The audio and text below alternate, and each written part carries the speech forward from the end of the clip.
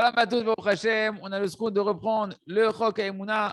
On est dans la troisième partie et on va clôturer le cycle du mois de Sivan. On est le 30 Sivan et on est dans le jardin de la foi.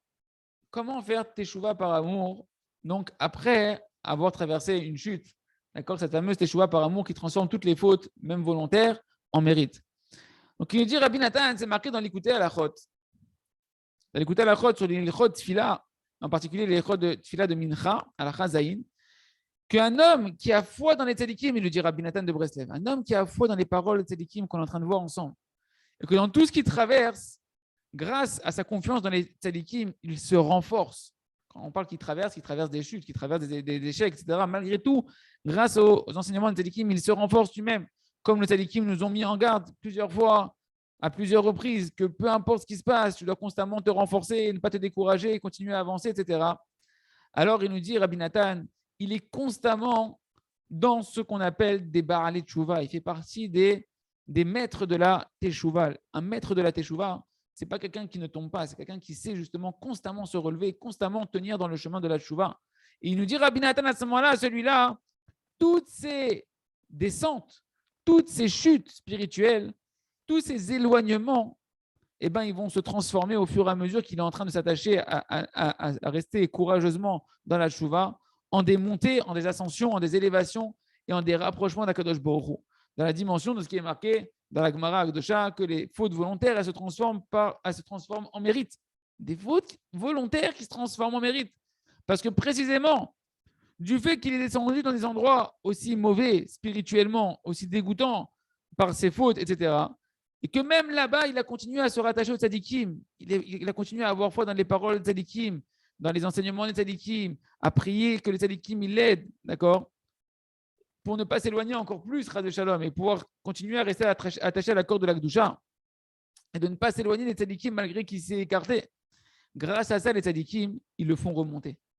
Ils le font remonter, et quand ils le font remonter des endroits sales où il est tombé, eh ben, ils remontent avec lui des étincelles de Kedusha, des étincelles de sainteté qui étaient tombées, qui étaient emprisonnées dans ces endroits souillés, que lui maintenant qui fait Teshuvah de là-bas, et ben, grâce aux tzadikim, les tzadikim ils prennent avec lui en le faisant remonter des étincelles de Kedusha, qu'il nous dit Rabbi Nathan, c'était impossible de les faire libérer ces étincelles si ce n'est par la chute de cette personne-là qui, quand il remonte, eh ben, il les remonte avec lui. Adkan, les paroles de, jusque-là, c'était les paroles de Rabbi Nathan. Donc, on ne sait pas en réalité combien on est en mission constamment, même dans nos chutes, combien on doit remonter, parce qu'en réalité, on est juste parti en plongée sous-marine, chercher dans les fins fonds de l'obscurité des fonds marins, des trésors, des joyaux précieux qui appartiennent à la couronne du roi.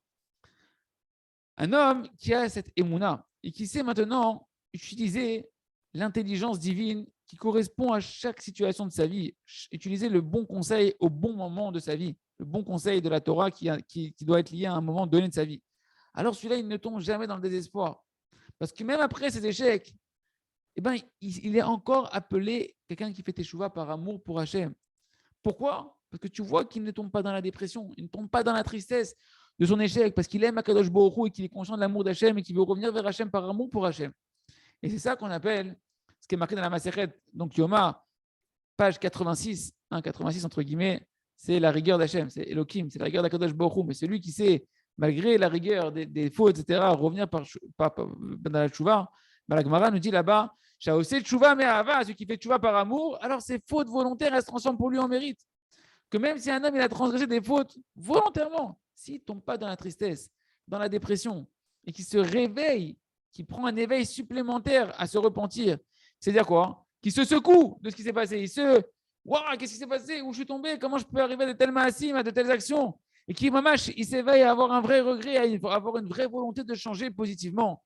Alors, c'est sûr que lui, eh ben, son acte volontaire qui était passé, qui était une faute, il se transforme pour lui pour un grand mérite. Pourquoi? Comme on a expliqué dans les cours précédents, que la chute, sa propre chute est devenue pour lui une force génératrice de se secouer, de prendre conscience de là où est-ce qu'il est et de revenir Bitchouva de manière beaucoup plus forte que ce qu'il faisait jusqu'à présent.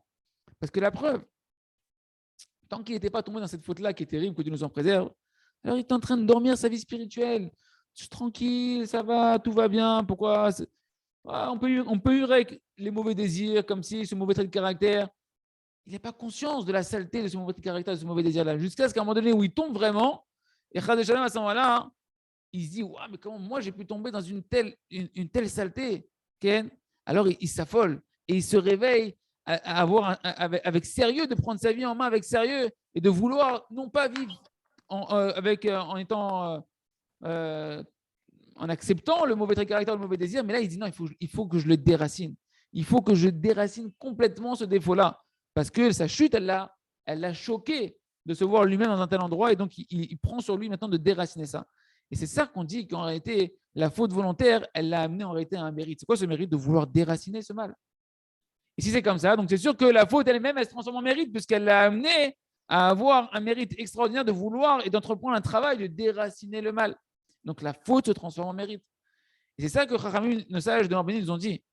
Dans ma Sechet Gittin, dans le traité Gittin, page 43, qu'un homme, il ne peut tenir sur des paroles de la Torah. C'est quoi tenir sur des paroles de la Torah? Les comprendre et les accomplir et donc ne pas trébucher dans les paroles de la Torah, si ce n'est qu'il a d'abord trébuché dedans. C'est contradictoire. Tu ne peux tenir dans des paroles de la Torah si ce n'est que tu as trébuché dedans. C'est quoi le sens profond? Il dit Rabbi Nachman. Parce qu'un homme, tant qu'il n'a pas été brisé par un échec, par une chute, alors, si un homme il ne se brise pas, Mechila, d'une chute, il est tombé, mais il ne se brise pas et qu'il veut apprendre de sa chute, alors c'est sûr qu'il va apprendre beaucoup de choses. Et donc, il va se renforcer dans l'étude de la Torah sur le sujet en question dans lequel il a trébuché. De chaque échec, du coup, il va en générer un tremplin où il va approfondir l'étude du sujet jusqu'à ce qu'il va pouvoir tellement bien étudier le sujet sur lequel il a trébuché que maintenant, il va le conquérir et qu'il ne va plus trébucher dedans. C'est ça le sens de la Gemara.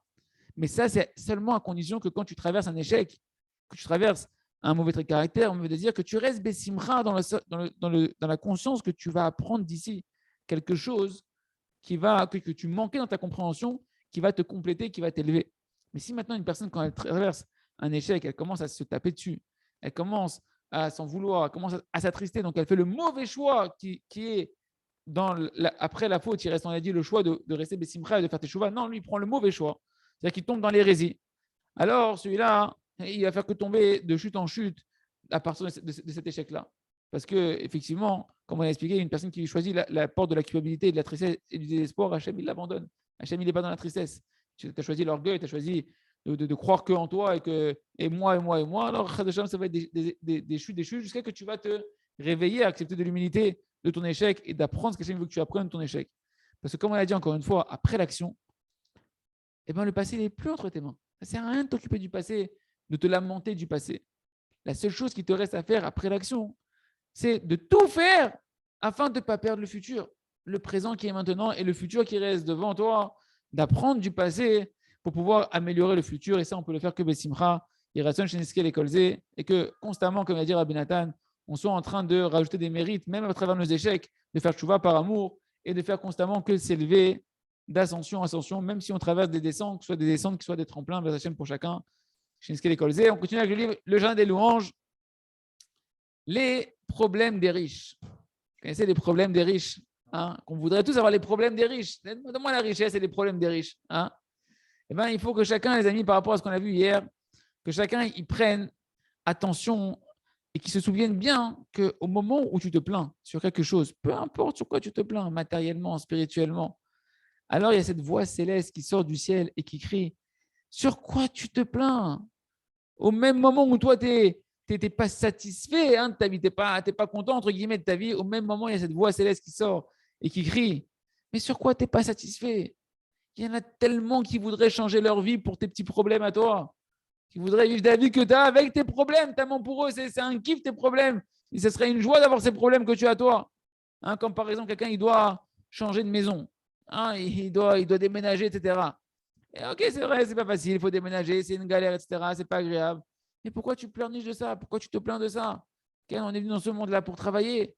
C'est vrai, on travaille des fois difficilement. Et alors, qu'est-ce qu'il y a? On a des réparations à faire, on a des petits coulims à faire qu'un homme il doit traverser dans sa vie.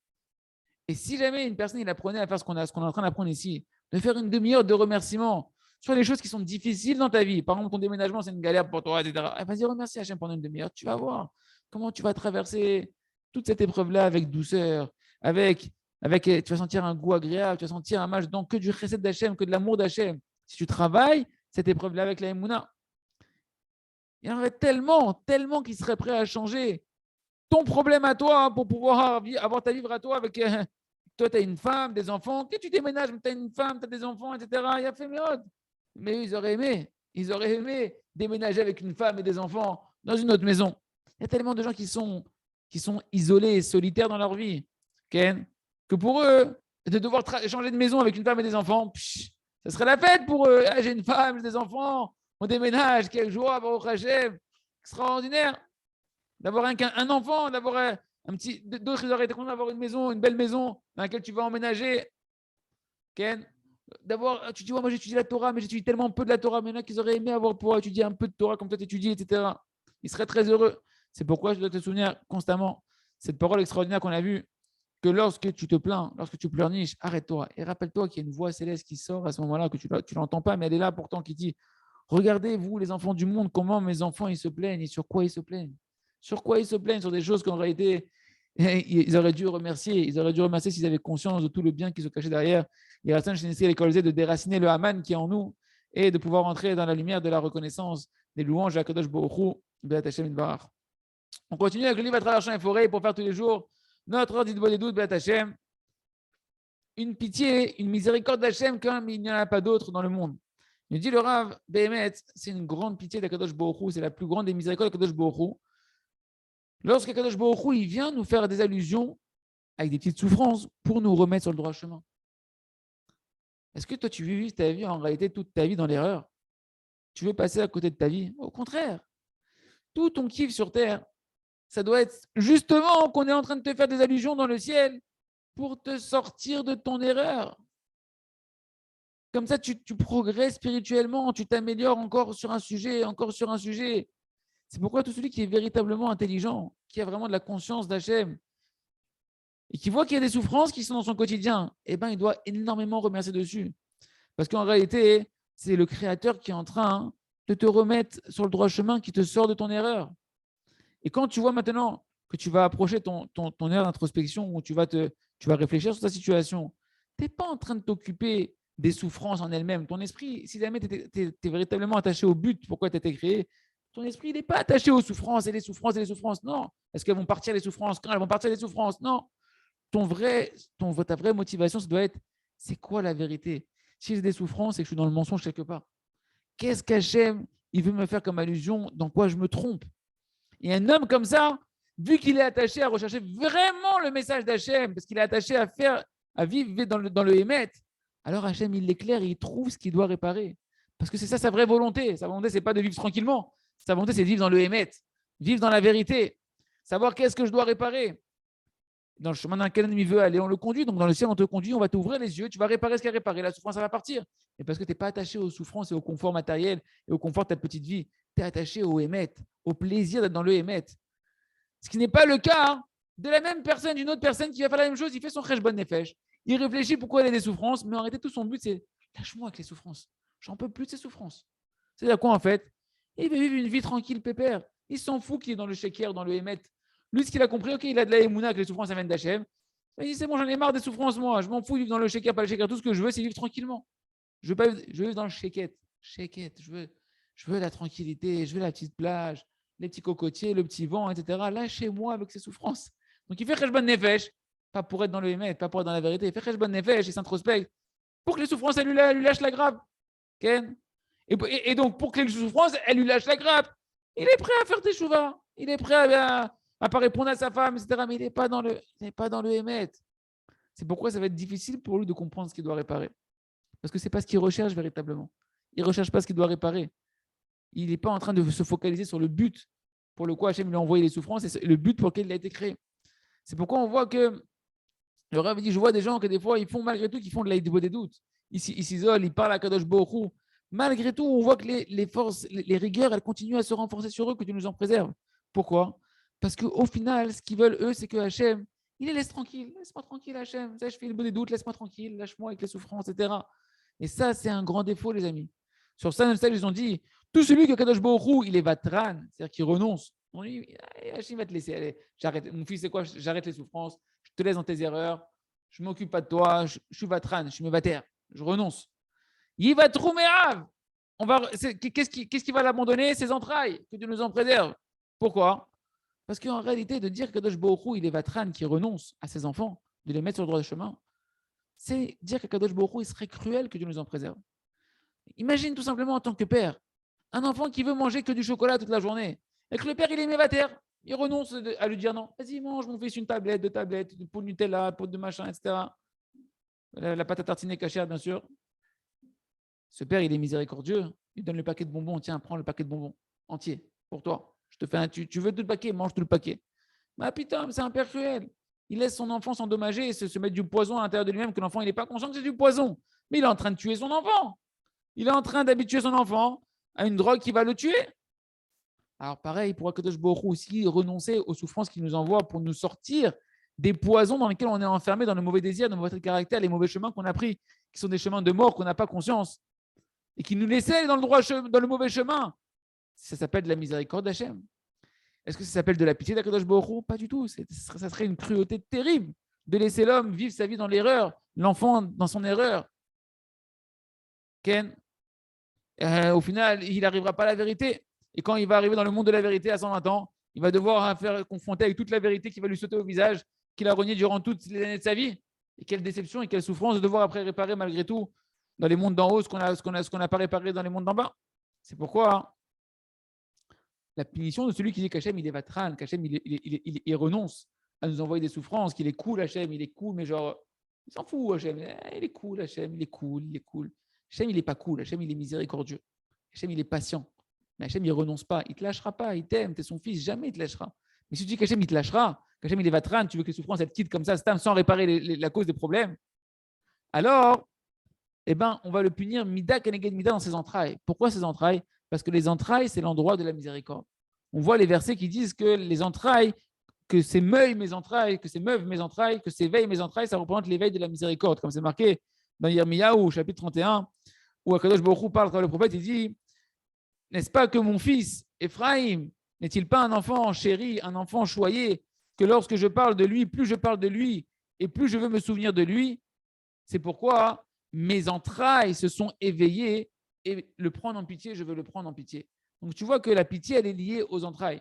Et comme tu crois qu'Hachem, il est vatran, tu vois que le verset, il a fait quoi? Il allait relier la miséricorde aux entrailles.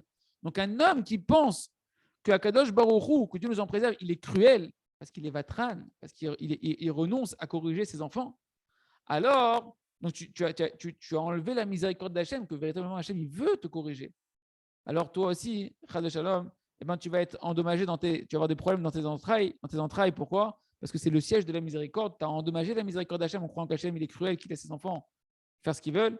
Alors, Chad Shalom, eh ben, c'est dans tes entrailles qu'il est en droit de la miséricorde, que là-bas, il y aura une punition qui va tomber sur la personne que Dieu nous en préserve. Donc, de comprendre que c'est une grande miséricorde d'Hachem quand on a des petites souffrances qui sont là pour nous remettre sur le droit chemin, qu'on se mette à vouloir vivre la vérité, qu'on comprenne que vivre dans le droit chemin, dans le chemin de la Torah, c'est le chemin de la vie, le chemin du bonheur, le chemin de la bracha matérielle, spirituelle et du paradis sur terre, et qu'on accepte avec joie les souffrances en cherchant non pas que les souffrances s'en aillent, mais en cherchant qu'est-ce que j'ai fait comme erreur, dans quoi je vis dans le mensonge, que je puisse retourner à la vérité, corriger ça, et automatiquement les souffrances elles partiront.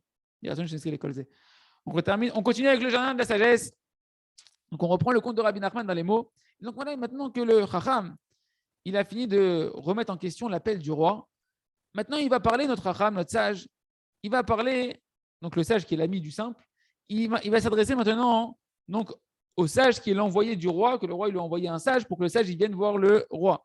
Et il s'adresse à lui et il lui dit, sache, Machani Omer Dati, que moi ce que je pense, Ken, c'est quoi mon avis finalement après toute cette analyse? C'est que c'est quelque chose en réalité de compréhensible et de clair que le roi n'existe pas du tout. Il n'y a pas de roi. Tout le monde entier se trompe. C'est une bêtise. Ils pensent qu'il y a un roi. Fin de citation pour l'instant du conte de Rabbi Nachman. Et le Rav nous dit, regarde, maintenant que le Chacham il a réfléchi en quoi il pouvait être meilleur que le roi, est-ce que le roi il a besoin de lui, est-ce qu'il est plus intelligent que le roi, etc., qu'il arrive au final qu'il n'arrive pas à trouver en quoi il est meilleur que le roi, eh bien, il est arrivé à la conclusion de tout rejeter. Il n'y a pas de roi. Ken, si moi, je ne suis pas meilleur que le roi, si je ne suis pas plus intelligent que le roi, eh bien, tu sais quoi, il n'y a pas de roi du tout. Le Chacham Pachout, il est arrivé à la réalité dans sa tête, qui est une fiction totale, que s'il n'y a, y a pas plus grand que lui, il ne peut pas y avoir meilleur que lui. Ken? Et parce que chez Eshmichou, Birla, Lotzarechoto. Pachout, le Musugal, il ne peut pas digérer quelqu'un qui puisse être plus grand que lui, qui puisse avoir quelqu'un qui puisse le dépasser. Et donc, il est capable carrément de tout renier, de dire le roi n'existe pas, alors que c'est une évidence. Pourtant, il renie tout. Et après qu'il a tout renié, et que maintenant, il va commencer à nous ramener ce qu'on va voir dans la suite du conte, des preuves. Je vais te prouver qu'il n'y a pas de roi maintenant. Maintenant, je vais te prouver, avec toute son imagination, que c'est une fabulation totale.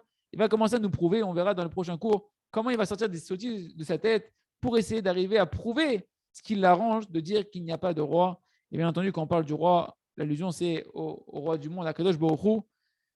Il ratson Shinsuke de pouvoir continuer avec Hachem, d'entreapercevoir les dangers de l'orgueil, où ça peut amener un homme, à quelle hérésie ça peut amener un homme. On termine avec le Sefer Ochada Shal Zion Ta'ir Veniske Kulano Bemer Ale Orom. Le Rav nous dit, c'est quelque chose que le Rav il a pu voir concrètement plusieurs fois, que Baruch Hashem, le Rav il a le Rav Shamarouch, il a le mérite de travailler, de guider beaucoup de Bnei Israël qui viennent le voir pour lui demander des conseils sur toutes sortes de sujets, de problèmes, etc. Il dit, je vois que quand des fois je dis 2-3 phrases courtes, succinctes à une personne, Baruch Hashem, il comprend tout de suite ce que je veux dire et il part de l'échange qu'on a eu avec de la joie, ils sont heureux, ils se lèvent, ils accomplissent ce qu'on leur a dit et Baruch Hashem, ils mettent ça en pratique dans la prière et ils solutionnent leurs problèmes. Ils solutionnent leurs problèmes. Pourquoi? Il dit le Rav, c'est quoi? Qu'est-ce qui se passe chez eux? C'est qu'ils ont du da'at. Ils ont déjà de la connaissance d'Hachem, de la conscience d'Akadosh Baruch Hu et c'est facile de les aider. Mais celui qui n'a pas de da'at, celui qui n'a pas de connaissance d'Hachem, de conscience d'Hachem, t'as beau lui parler, combien tu vas le renforcer? Allez, il va tenir, allez, 1 heure, il va tenir, et après, il va retomber encore dans tous ces embrouillements, il va encore se reperdre, il comprend plus ce qui se passe, etc. T'as beau lui parler, etc. Ça tombe dans des oreilles qui sont bouchées. Pourquoi? Parce qu'il n'a pas de date. Il n'a pas de conscience d'Hachem. Qu'est-ce que tu peux faire avec lui? Comment tu peux aider une personne comme ça qui ne comprend rien à ce que tu lui dis? Parce qu'il n'a pas la conscience d'Akadosh Baruch Hu. Et il y a beaucoup de gens, Baruch Hashem, qui écoutent des CD, qui étudient les livres du Rav, et qui connaissent, le Rav, ils ne me connaissent pas du tout. Moi, Baruch Hashem, je me suis rapproché du Rav pendant des années sans connaître le Rav. Sans connaître le Rav. Et ils vivent le paradis sur terre. Pourquoi? Parce que ces gens-là, ils ont pris du da'at. Ils ont attrapé l'essentiel qui est la connaissance d'Hachem, le lien avec Hachem qui est dans ces sfarim, dans les disques, dans les CD, dans les cours audio. Et ils accomplissent ce qui est marqué là-bas. Ils n'ont même pas besoin de venir me voir, de me demander des conseils, des brachot, rien du tout. Ils lisent le livre, ils écoutent le cours, ils s'imprègnent, ils comprennent. Et tout de suite, les réponses, elles viennent et leurs questions, elles sont solutionnées. Et ils reçoivent de la vitalité, ils se mettent à prier. Et Baruch Hashem, leur vie, elle se passe bien et ils commencent à avoir un Gan Eden sur terre. Et c'est pas plus d'une fois, on est venu me voir et à la fin d'un cours, on m'a dit, Rav, toutes les questions que j'avais, vous avez répondu dans le cours. Et ça montre que la personne, en réalité, elle a du da'at, elle a de la conscience d'Hachem. Il comprend les choses qu'on lui dit sans qu'on ait besoin de parler avec lui de manière directe. Mais si une personne, elle n'a pas de da'at, elle ne cherche pas à construire son da'at, sa conscience d'Hachem, alors il n'y a rien qui va l'aider. T'as beau lui parler, il peut lire le livre, il peut écouter les cours, etc. Il ne comprend pas qu'est-ce qu'on veut de lui ici. Il ne comprend pas, dire c'est joli, etc. Mais il ne comprend rien. C'est comme si tu parlais à un mur. Qu'est-ce que tu veux lui dire encore? Quel conseil tu peux lui donner? Tous les conseils que tu vas, tous les conseils qu'on donne en réalité, ils sont liés au da'at. Et c'est ça, les amis, l'importance qu'on a dit dans la Hamida et dans les prières qu'on doit demander à Hachem, donne-moi du da'at, la conscience de toi, la conscience que tout vient de toi, la conscience qu'il n'y a rien dans toi, que tout est pour le bien. Et comme ça, une personne, après, tous les conseils deviennent clairs. Parce que tous les conseils, ce sont en réalité des moyens de pouvoir te lier à Kadosh Baruch Hu, des appels d'Akadosh Baruch Hu. Hachem, il te fait à travers tes problèmes de ta vie des appels pour te rapprocher de lui. Da'at, c'est s'unir à Hachem. Mais si tu ne cherches pas à t'unir à Hachem, alors aucun conseil ne sera bénéfique.